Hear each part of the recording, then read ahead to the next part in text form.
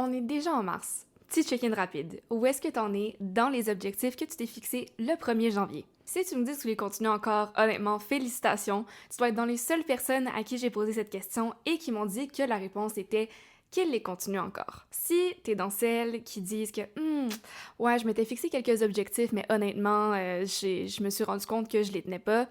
Sache que c'est pas par manque de motivation, c'est pas par manque de discipline, c'est juste qu'on t'a jamais appris comment optimiser ton cerveau pour faire en sorte que tu continues tes habitudes. Par contre, avant de rentrer dans le vif du sujet, laisse-moi te parler d'une femme qui, je trouve, illustre parfaitement tout ce dont on va parler aujourd'hui. Donc, peu importe pour toi, si 8h du matin, 8h du soir, attrape ta boisson préférée, que ce soit café, matcha, verre de vin, drink, et plongeons dans l'épisode. 177 km, c'est la distance qui sépare Cuba et la Floride.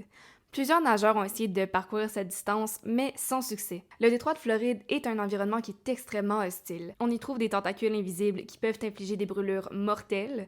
Il y a des courants extrêmement forts qui peuvent te faire dériver sur des kilomètres et des kilomètres. Et la nuit, l'eau est plus noire que la pénombre. Et malgré tout, Diana Niad a essayé de faire ce parcours 4 fois. En 1959, Diana a 9 ans et elle est à la plage avec sa mère. À la blague, sa mère lui dit tout bonnement « Regarde là-bas, on voit Cuba, tu pourrais presque y nager. » Pour une enfant régulière, ça aurait pu passer par une oreille, sortir par l'autre, mais pour Diana, cette phrase a eu l'effet d'une vague. C'est devenu sa raison de nager professionnellement, ainsi que sa boussole, parce qu'elle voulait prouver à elle-même qu'elle était capable de le faire. Et ce qu'elle ne savait pas, c'est que ce rêve lui prendrait toute une vie. Diana a 28 ans. Elle s'apprête à relever son grand défi pour la première fois. Son regard vers l'horizon, elle s'élance dans le détroit de la Floride et elle commence à nager. Après peu de temps, elle commence à rencontrer des physalis, des animaux marins qui peuvent infliger des brûlures mortelles, et les courants sont extrêmement forts. Après 42 heures de nage sans arrêt, son rêve lui est arraché des mains. Son équipe médicale prend la décision de la retirer de l'eau parce qu'elle s'éloigne trop de son cap et sa santé commence à être en danger. Après ce premier essai, Diana décide de se retirer de la nage professionnelle pour entamer une carrière de journaliste sportive où elle ira couvrir les plus grands événements du monde. Et autant cette carrière la satisfait professionnellement puis elle aime ce qu'elle fait, il y a toujours son rêve de jeune fille qui reste dans son esprit et qui ne semble pas la lâcher. À 60 ans, elle apprend que sa mère est malheureusement décédée. Cette nouvelle, naturellement, a l'effet d'un choc, et Diana, en fait, pour elle, la première chose qui lui vient à l'esprit, c'est cette fameuse phrase de 1959, et elle se demande en fait pourquoi elle a laissé tomber son rêve depuis si longtemps, et que s'il est encore là, ça veut forcément dire quelque chose. Elle prend la décision de se dédier exclusivement à l'atteinte de son objectif qui est de nager Cuba-Floride et commence un entraînement physique intensif que très peu de personnes pourraient soutenir. On parle de plus de 10 heures de nage par jour, des centaines de kilomètres à vélo et en plus des entraînements physiques extrêmement exténuants. Elle est prête à tout pour enfin atteindre la ligne d'arrivée. Le 31 août 2013, à l'âge de 64 ans, Diana s'apprête à essayer pour la 4e fois d'atteindre son rêve de jeune fille. Ce qui a changé cette fois-ci, par contre, c'est son mantra « Find a way ». Peu importe ce qui se passe, peu importe ce qu'elle pense, peu importe ce qui arrive, find a way. Elle doit trouver une solution pour y arriver. Elle s'élance vers les 177 km qui la séparent de son rêve de jeune fille. À partir de la 2e journée, par contre, les choses se corsent. La nuit est complètement obscure, le monde extérieur n'existe plus autour d'elle, ça fait plus que 48 heures qu'elle nage sans arrêt, elle a des brûlures de physalie, elle avale de l'eau salée qui la fait vomir et qui gonfle sa langue, elle nage à contre-courant, son corps est complètement prêt à lâcher, mais sa tête, elle, ne l'est pas du tout. Tous ces entraînements l'ont préparée pour des moments comme celui-ci. Elle se remémore sa playlist de 85 chansons qu'elle chante sans arrêt pour se distraire. Elle compte dans 4 langues différentes ses mouvements pour lui permettre de se stimuler mentalement et elle se répète son mantra « Find a way ». Dans l'obscurité totale, Diana voit l'horizon. Une faible lumière apparaît. Son équipe commence à lui crier que ce n'est pas la lumière du soleil qu'elle voit, mais bien l'horizon de la Floride. Après 54 heures de nage sans arrêt et plus de 55 ans d'attente, elle y est enfin. Pour atteindre cet objectif autrefois impossible, Diana n'avait pas plus de discipline ou de motivation que toi. C'est juste qu'elle a créé un environnement qui lui permet d'atteindre ses objectifs. Elle s'est pratiquée à faire des choses difficiles encore et encore, jusqu'à ce que ça devienne une deuxième nature pour elle. On va commencer par parler de quelles régions du cerveau sont impliquées dans la prise de décision. Donc, le premier, c'est le cortex préfrontal. T'as dû en entendre parler auparavant, c'est sûr et certain, et c'est l'une des parties évolutives les plus récentes de ton cerveau. C'est la partie qui te permet de planifier, de prendre des décisions, de résoudre des problèmes et de participer à ta régulation émotionnelle. C'est la partie de ton cerveau qui va faire en sorte que tu vas attendre peut-être un petit 2 secondes avant de réagir de manière impulsive parce que ça calcule les pour et les contre. quelles sont les conséquences, est-ce que c'est aligné avec mes buts à long terme et est-ce que ça vaut vraiment la peine. Le problème, c'est que ce processus prend énormément d'énergie pour ton cerveau et on va y revenir plus tard. Le deuxième aspect, c'est ton système limbique. Le système limbique, c'est dans les structures les plus anciennes de ton cerveau, à l'opposé du cortex préfrontal, et ça englobe d'autres parties comme ton amygdale, dont tu as dû entendre aussi parler. C'est responsable de ta survie et de tes émotions. C'est lui qui gère ton désir et tes impulsions, mais c'est extrêmement one-track-minded. Donc, admettons, c'est pour ça que si jamais tu essayes de manger mieux, tu vois une bonne pizza qui a de l'air vraiment délicieuse, ton système limbique va faire en sorte que tu veux définitivement cette pointe de pizza. C'est comme une boussole envers ce que tu veux vraiment, mais malheureusement, ça prend pas en considération tes objectifs à long terme. Ce qui est intéressant aussi, c'est que ton système limbique et ton cortex préfrontal sont en dialogue constant. Ton système limbique, c'est ce qui va générer ton désir et qui va être ton impulsion première. Ton cortex préfrontal, lui, va être au deuxième plan. Donc, une fois que tu as eu cette impulsion, ton cortex préfrontal va venir peser les pour et les contre. Est-ce que c'est une bonne idée? Est-ce que c'est en ligne, encore une fois, avec tes objectifs à long terme? Et ça va t'aider à prendre une décision. Le premier génère l'impulsion et le deuxième essaye de prendre la meilleure décision possible. Mais, et c'est ça le point important, aller contre ton système limbique, qui est le plus fort dans ton cerveau, c'est extrêmement taxant. Et c'est ce qui prend le plus d'énergie, et comme on va le voir après, ton cerveau cherche toujours à optimiser sa survie et donc prendre le moins d'énergie possible. À cause de ça, quand t'es fatigué, stressé ou que tu as une grosse semaine, c'est très difficile d'aller override ton système limbique, parce que c'est lui qui va prendre le dessus, comme c'est celui qui est juste habituel. Ensuite, tu as le cortex cingulaire médian antérieur. Ce qu'il fait, lui, c'est qu'il détecte les conflits. Donc, admettons que, encore une fois, on va prendre notre exemple de pizza, tu vois une extrêmement bonne pointe de pizza, mais tu as aussi comme objectif de manger plus santé. C'est lui, en fait, qui va venir orienter entre tes objectifs court terme et long terme et qui va venir activer ton cortex préfrontal pour qu'il vienne prendre une décision. Et finalement, les noyaux gris centraux ou basal ganglia, si t'écoutes beaucoup de podcasts scientifiques en anglais comme The Huberman Lab, plus tu répètes quelque chose, plus ton cerveau va chercher à l'automatiser et c'est eux qui sont responsables d'admettons tes habitudes, tes routines et ils apprennent qu'un certain stimulus génère une certaine réponse. Environ 40% de tes décisions quotidiennes sont des habitudes que t'en sois consciente ou non et en fait, c'est pour ça que c'est autant difficile d'aller contrer une certaine habitude que t'as déjà juste par volonté. Tu te bats contre un système qui a été optimisé pour répéter encore et encore. Maintenant, on va parler des neurotransmetteurs essentiels. La dopamine, c'est le neurotransmetteur responsable de l'anticipation et de la récompense. C'est elle qui va se libérer lorsque tu as un résultat qui était meilleur que prévu. Donc, admettons, quand tu es en train de scroller sur ton téléphone, que tu as la bonne réponse pendant un test que tu pensais avoir la mauvaise réponse, ou quand tu termines une tâche. Puis c'est exactement pour ça que certains comportements que tu as sont aussi difficiles à arrêter, parce que ton cerveau a appris qu'avoir un certain comportement génère une récompense et par défaut, il va aller chercher à avoir cette récompense. Trop de dopamine, tu deviens impulsive, mais pas assez, tu restes pas assez motivé. Donc c'est pour ça que la dopamine joue un rôle extrêmement important dans tes habitudes. La sérotonine, c'est elle qui régule tes émotions et qui influence ta patience. Elle te permet de délayer, par exemple, si jamais tu veux avoir une récompense immédiate pour en avoir une meilleure plus tard. Par contre, lorsque tu es stressé, fatigué, que tu as une grosse semaine, c'est souvent pour ça que ça va être vraiment plus difficile de gérer tes impulsions parce que tu vas avoir un plus bas niveau de sérotonine. Le dernier neurotransmetteur, c'est la norépinéphrine. C'est le neurotransmetteur qui est responsable de ton attention et de ta concentration. Quand tu as trop peu de ce neurotransmetteur, ce que ça fait, c'est que tu n'es pas assez alerte et donc tu as beaucoup de difficultés à rester concentré. Et lorsque tu en as trop, comme par exemple lorsque ton système nerveux est activé, ça va faire en sorte que tes performances cognitives chutent. Et c'est pour ça que tu peux avoir l'impression d'être bloqué quand tu es sous pression, c'est que ton cerveau passe en mode survie au lieu de self-control. Maintenant qu'on a vu les structures cérébrales et les neurotransmetteurs qui contribuent à ta capacité à te contrôler, on va t'expliquer pourquoi c'est si difficile de créer de nouvelles habitudes, même si on sait très bien qu'elles t'aideraient à atteindre tes objectifs à long terme. Donc, comme j'ai mentionné un peu plus tôt, le but de ton cerveau, c'est pas d'optimiser ta vie, c'est de rester sécure et d'économiser de l'énergie. Pour y arriver, il se fie à tes noyaux gris centraux qui sont responsables de tes habitudes parce qu'ils vont venir prioriser la répétition et l'automatisation. Une habitude va te coûter très peu d'énergie. Pour ton cerveau, elle est prévisible, sécure et il sait exactement ça va être quoi le résultat. Admettons que tu veux développer une nouvelle habitude, aller au gym.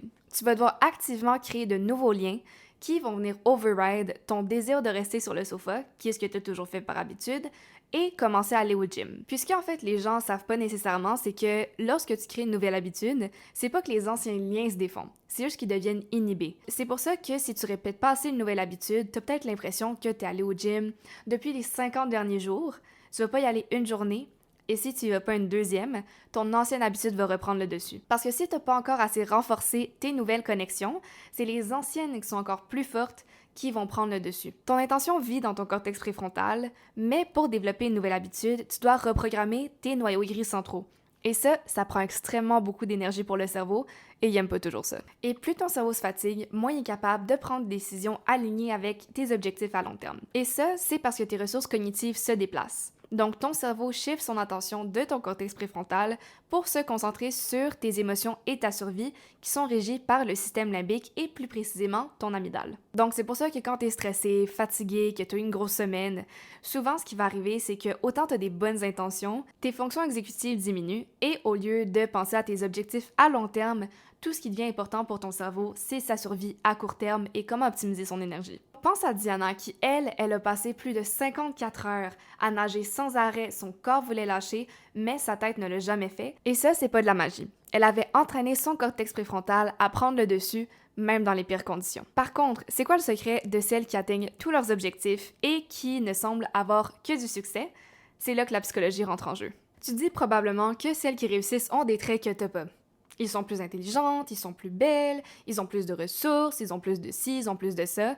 Mais en fait, ceux qui ont du succès, ça revient à un trait spécifique dont on entend très peu parler en général. La seule caractéristique, c'est le grit. Je le dis en anglais parce que, honnêtement, j'ai pas trouvé de terme en français que je trouvais assez satisfaisant. Mais en fait, c'est Angela Duckworth, qui est une chercheuse et psychologue américaine, qui a fait énormément de recherches à ce sujet. Concrètement, le grit, c'est ta capacité à travailler de manière continue et de mettre des efforts malgré les obstacles et de garder une ligne directrice à travers les années. Puis, ce qu'ils ont découvert dans les études, c'est que ça comptait pour environ 4% de la variance prédictive du succès de quelqu'un, peu importe les domaines. C'est pas non plus lié à l'intelligence. En général, même, ce qu'ils ont remarqué, c'est que quelqu'un qui va avoir une intelligence plus élevée est peut-être inversement proportionnel au grit. Ce que c'est pas, par contre, c'est du contrôle de soi. Donc, le contrôle de soi, c'est beaucoup plus résister à tes tentations, admettons, dans la vie de tous les jours. Et le grit, c'est vraiment d'avoir une pensée à long terme. Donc, c'est pas simplement parce que tu commences à faire quelque chose du jour au lendemain, pendant un moment, puis ensuite tu changes de projet, puis après ça, tu passes à autre chose. Ça, c'est pas avoir du grit. Du grit, c'est de rester concentré encore et encore sur ce que tu souhaites atteindre au travers des années, au travers des obstacles, peu importe ce qui se passe. Puis, en lien avec le grit, en fait, le facteur numéro 1 qui influençait si quelqu'un allait pouvoir continuer ses efforts sur une longue période de temps et qui continue à travailler sur ses projets, c'est pas du tout le facteur d'intelligence, mais la manière dont tu perçois ton intelligence. J'en ai parlé un peu dans un autre épisode, mais c'est Carol Dweck qui est venue avec le concept d'intelligence fixe versus malléable, ou aussi croissance parce que techniquement c'est growth, mais pour le contexte, je vais utiliser une intelligence malléable. Un état d'esprit fixe, c'est que tu penses que ton intelligence est déterminée par tes gènes et tu peux absolument rien y changer. Puis un état d'esprit de croissance, en fait, c'est de savoir que ton intelligence est malléable et elle peut changer par rapport aux efforts que tu y mets. Les étudiantes qui croient que leur intelligence est fixe ont tendance à éviter les obstacles et d'être beaucoup plus sensibles à un échec si jamais il se frêle, parce qu'elles pensent que cet échec est une réflexion de eux-mêmes et qu'ils pourront jamais rien y changer et que c'est juste comment les choses sont. Puis celles qui pensent que l'intelligence est malléable mettent beaucoup plus d'efforts dans leurs études, elles persévèrent et elles vont avoir de meilleurs résultats. Quand on t'apprend comment est-ce que tu peux influencer ton intelligence, donc comment apprendre de manière plus optimisée ou bien encore changer la structure de ton cerveau, tu réalises que ta performance augmente. Arrête de dire que tu peux pas faire X ou que t'es pas assez bonne en Y, fais juste te dire que tu n'es pas encore capable de le faire. Mais avec les efforts, avec de la constance et en travaillant tes capacités, c'est sûr que tu peux arriver à peu importe ce que tu souhaites atteindre. Puis le mantra Find a Way de Diana Niad représente aussi extrêmement bien l'état d'esprit de croissance, parce que Find a Way, ça signifie que peu importe les obstacles, peu importe ce qui arrive, peu importe les conditions devant elle, elle allait travailler et trouver une solution plutôt que d'abandonner. Maintenant qu'on a vu les concepts psychologiques, qu'est-ce que tu peux faire concrètement pour développer ton contrôle de soi, ta discipline, et de garder tes habitudes que tu te fixes. Les 2 derniers points que je vais aborder viennent du livre Atomic Habits de James Clear. Puis en fait, ce que ça explique, c'est que au-delà du fait que ta motivation et ta volonté sont limitées, la raison pour laquelle tu n'arrives pas à garder tes habitudes, c'est que tu te répètes encore et encore les mêmes histoires pour toi-même Et c'est comme dire, admettons, que tu veux que ta nouvelle version de toi-même aille au gym en restant la personne que tu es en ce moment. C'est sûr que ça va pas fonctionner parce que tu n'as pas encore l'identité d'une personne qui va au gym en premier, qui met sa santé physique en priorité à chaque jour. Donc, il faut que tu commences par changer ton sens de soi. Tu peux vouloir perdre du poids ou lancer ton podcast cette année, mais si tu changes pas ton identité en premier, il n'y a encore rien qui va changer dans un an. Tes habitudes en ce moment sont un reflet direct de qui tu crois être, consciemment ou non. Mais ça, on peut le changer. Il y a 3 couches aux habitudes. La première, c'est tes résultats. Donc, ça peut être, admettons, de perdre 10 livres, de lancer ton livre cette année, de lancer ton podcast. Et c'est là où est-ce que tes objectifs vivent. La deuxième, c'est tes processus. Donc, c'est là, par exemple, que tu vas t'inscrire à 2 cours de spinning par semaine, tu vas te faire une routine d'écriture ou encore, tu vas optimiser ton setup de travail pour mieux travailler. C'est là où, en général, tes habitudes se créent. Puis la troisième, c'est l'identité. Donc, ça regroupe tes croyances par rapport à toi-même, au monde qui t'entoure, qu'est-ce que tu penses que tu es capable de faire, qu'est-ce que tu penses que tu n'es pas capable de faire, puis c'est la couche qui est la plus importante. La plupart des gens pensent que tu dois commencer par les résultats que tu veux, ensuite déterminer tes habitudes, puis ensuite, une fois que tu as les 2 premiers, tu deviens la personne que tu souhaites être. Par contre, c'est complètement l'inverse que tu devrais faire. Tu dois commencer par déterminer quel genre de personne tu souhaites être et quel type de personne atteint les résultats que tu veux avoir. Ensuite, tu bâtis des habitudes par rapport à cette personne-là et ensuite, tu vas avoir les résultats. Puis comment tu arrives, c'est que 1, tu détermines quel genre de personne tu veux être et 2, tu célèbres les petites victoires parce que c'est ce qui fait en sorte que tu vas continuer. Disons que tu veux mettre ta santé de l'avant cette année en faisant plus d'exercice physique. Tu vas aller t'acheter un podomètre, puis disons que tu veux commencer par faire 50 pas par jour. Le lendemain, tu vas en faire 100 et tu fais un incrémental de 50 pas à chaque jour. Puis veux pas, en développant cette habitude et en faisant 50 pas de plus, d'ici la fin de l'année, tu vas marcher 10 000 pas par jour sans même t'en rendre compte. On a vu aussi ensemble un peu plus tôt que ton système limbique réagit aux cues de ton environnement pour créer un résultat. Donc, la stratégie, ça va pas être de faire un changement radical par ta volonté, mais bien de changer ton environnement afin qu'il travaille pour toi. Il y a 2 principes de base pour y arriver. Le premier, c'est de réduire la friction envers tes bonnes habitudes, et le deuxième, c'est d'augmenter la friction envers tes mauvaises habitudes. Ça veut dire que tu veux rendre les comportements que tu souhaites avoir aussi faciles et visibles que possible, et les comportements que tu souhaites arrêter aussi désagréables que possible. Comment est-ce que tu fais ça concrètement? Par exemple, disons que tu veux mieux manger, mais que tu as des snacks qui sont pas de ton santé. Tu vas aller chercher à les mettre sur l'étagère la plus haute, ou bien la prochaine fois que tu vas à l'épicerie, tu vas arrêter d'en acheter totalement. Puis ça va faire en sorte que tu vas augmenter la friction d'avoir le résultat que tu ne veux pas nécessairement. Et tu veux commencer à aller au gym le matin. Mets tes souliers devant ta porte, prépare ton sac le soir, dors avec tes vêtements de gym. Comme ça, lorsque tu te lèves, t'enlèves déjà la friction entre ton système limbique, qui est tes émotions, qui pourraient te dire « Oh my God, ça me tente tellement pas d'y aller », et ton cortex préfrontal qui aura déjà pris la décision pour toi que t'allais aller au gym. Puis si jamais tu veux moins scroll sur ton téléphone, je sais que ça c'est une habitude que plusieurs personnes veulent arrêter, moi ce que j'ai trouvé qui est pratique, c'est vraiment de limiter mon écran d'accueil à seulement les applications que je souhaite utiliser. Donc par exemple, j'ai beaucoup plus mis Substack, Pinterest, Notion, donc toutes des applications que je veux maximiser, et j'ai caché celles que je veux moins utiliser. Moi, j'ai trouvé que ça fonctionne très bien pour moi. Sinon, je sais que, admettons, tu peux te mettre des limites de temps sur tes applications. Puis, c'est pas compliqué, c'est vraiment efficace, mais c'est juste qu'il faut que tu fasses l'action consciemment. Au début, c'est sûr que ça va être difficile, ça va te prendre plus d'efforts, mais plus tu vas répéter, plus tu vas y arriver. Puis ça rejoint directement ce que James Clear explique dans Atomic Habits. Ton environnement est souvent une meilleure prédiction de tes habitudes que ta motivation. Les gens qui ont l'air super disciplinés, c'est pas nécessairement qu'ils ont plus de motivation, volonté ou discipline que toi, c'est juste qu'ils se sont construits un environnement qui vient les soutenir dans la formation de leurs habitudes et qui vient réduire leurs tentations dans la vie de tous les jours. Si tu retiens une chose de cet épisode, j'espère que c'est celle-ci. C'est pas que t'as pas assez de discipline ni pas assez de motivation, c'est que tu te bats contre un cerveau qui a été optimisé pour te garder en sécurité et économiser de l'énergie au lieu de t'aider à atteindre tes objectifs. Diana Niad, c'est pas qu'elle avait plus de volonté que toi, c'est qu'elle a construit un environnement, des systèmes, une identité et un mantra qui lui permettaient de garder le cap même à 3 heures du matin lorsque son corps voulait lâcher, mais que sa tête était loin d'être prête. T'as pas besoin d'avoir une transformation radicale ou de changer complètement de personne du jour au lendemain, mais ce que t'as besoin, c'est un environnement, des systèmes et une identité qui va venir travailler pour toi et qui va te permettre de recommencer jour après jour, encore et encore. La question que je te pose cette semaine, c'est quelle chose est-ce que tu pourrais changer dans ton environnement pour rendre ta vie plus facile? Ça peut vraiment être une seule chose ultra simple, mais que tu peux commencer à actionner dès maintenant pour atteindre tes objectifs. Si tu as appris quelque chose aujourd'hui ou tu penses que quelqu'un pourrait bénéficier de cet épisode, n'hésite pas à le partager et à t'abonner. Ça prend 30 secondes et ça fait vraiment une énorme différence pour le podcast et ça me permet de continuer à t'offrir des conversations comme celle-ci. Sur ce, on se retrouve la semaine prochaine pour un nouvel épisode. Ciao!